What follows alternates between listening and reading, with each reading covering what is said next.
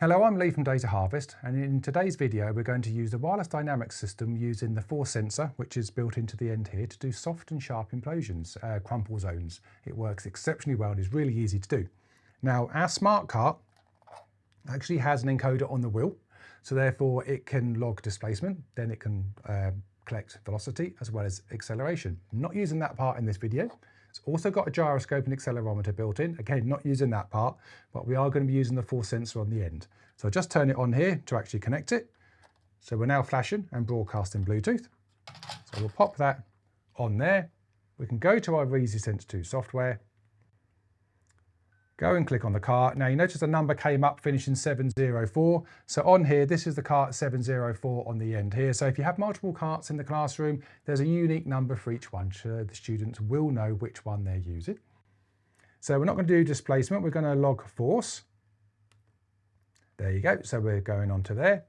So go on to graph. So we do need to set some parameters up on this because we're going to log about 1,000 samples a second over 2 seconds. So we need to set some parameters up and have a pre-trigger. So we're going to log continuously. We are going to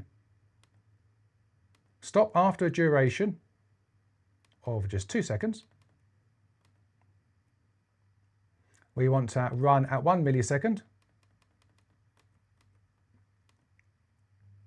And we want to start when the force sensor goes above -1. Now why -1? Because it's going to impact over here, it's pushing it in, so therefore it's a negative rather than pulling it out, which is a positive. So we're going to do it that way round. So we'll save that as -1. So what we've got now is logging at 1 millisecond when it rises above the -1 Newton, triggering off the force sensor. Now the pre-trigger, we want a pre-trigger of 1 second. What does that mean? Well, went a little bit too far there. There we go. So if we go and click on 1 second, the whole experiment is 2 seconds. So if we have a pre-trigger of 1 second, it's going to remember 50% of the data before the trigger point and 50% of the data after the trigger point. So therefore everything is there. We're going to see it going down and coming up, and that's going to be in the middle of the screen. So it just presents it much, much better. So after duration, that's all done. So we now go and click on the start button. We've got the, we'll push the plunger into its maximum. Click the button on the top to release, and it fires on the end. We can see we now have that beautiful sharp implosion on the screen there. Now, how do we get soft implosions? You can have crumpled up paper, egg boxes, loads of different ways to do it, but really simple ways. Tiny bit of blue tack.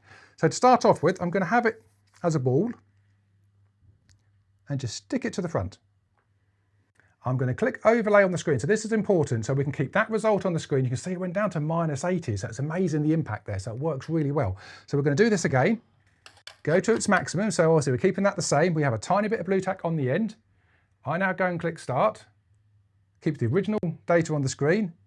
Click here, and we now have another reading. Now, you can't see it too clearly there, but if I go to our local tools on the 3 dots on the top right-hand corner and zoom,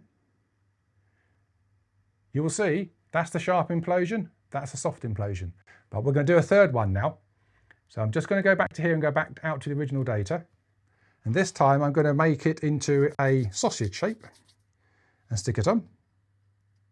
As long as it stays and sticks, hopefully it will do. So we'll now go back to its maximum on the trigger point. Overlay is already switched on, so you don't need to click overlay again. If we now click the start button, we'll fire it from here as well.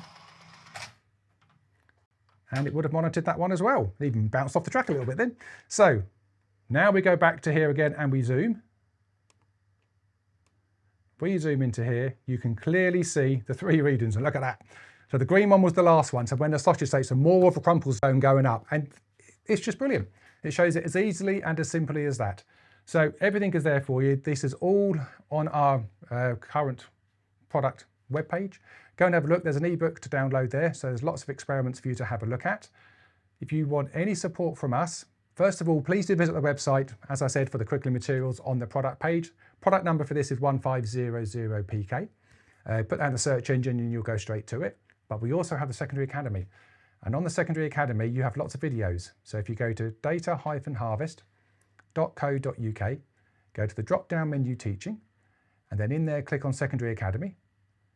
Then we've got 3 ways of presenting the Bluetooth sensors and carts. The first way is how they work. Second way is how they work in an experiment environment.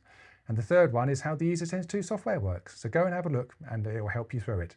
If you have any questions or you need support from us, please drop us an email, sales@data-harvest.co.uk. Thank you.